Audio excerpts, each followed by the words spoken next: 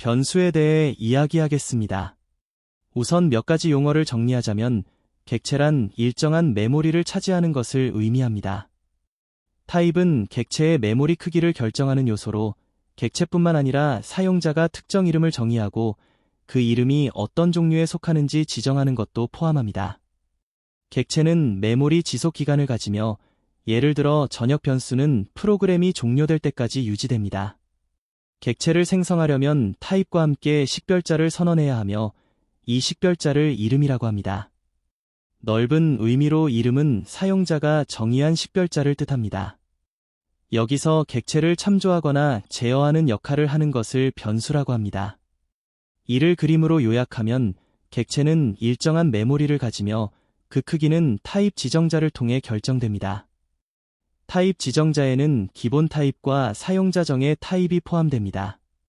또한 객체는 메모리 지속 기간과 연결성 같은 속성을 가지며 이를 지정하는 별도의 키워드가 존재하고 해당 내용은 이후에 자세히 설명됩니다. 기본 타입은 시스템에서 제공되며 메모리 크기를 1바이트에서 8바이트까지 설정할 수 있습니다.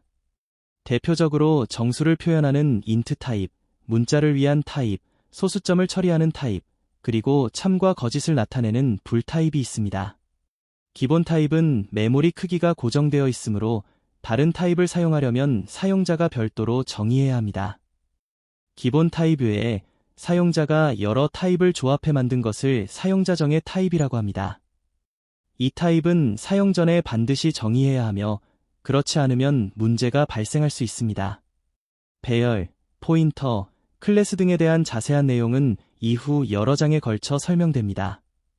변수를 선언할 때 사용하는 식별자, 즉 이름은 영어와 숫자로 구성되며 첫 글자는 반드시 문자로 시작해야 합니다. 또한 대소문자를 구분합니다.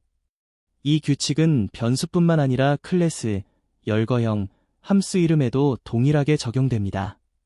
문자에는 영어뿐만 아니라 한글도 사용할 수 있습니다.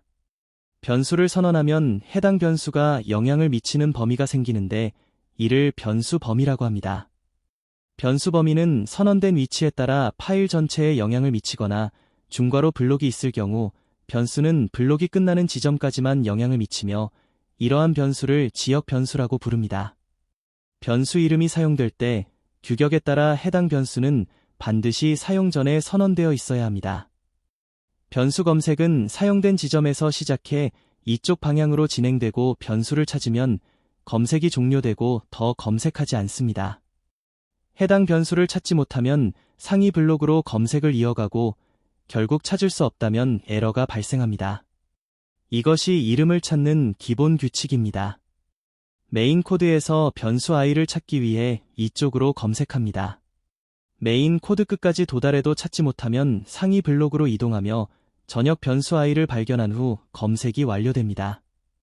이후 메인 코드에서 로컬 변수 i가 선언되고 다시 변수 i를 참조하는 부분이 나옵니다. 이 경우 위쪽으로 검색하면 바로 로컬 변수 i를 찾아 검색이 끝납니다. 다음 코드에서도 변수 i를 참조하면 검색은 해당 시점에서 위로 올라가며 로컬 변수 i를 즉시 찾아 완료됩니다. 마지막 코드에서는 해당 블록에 변수 i가 없으므로 상위 블록으로 이동하여 결국 로컬 변수 i를 발견하고 검색을 마칩니다.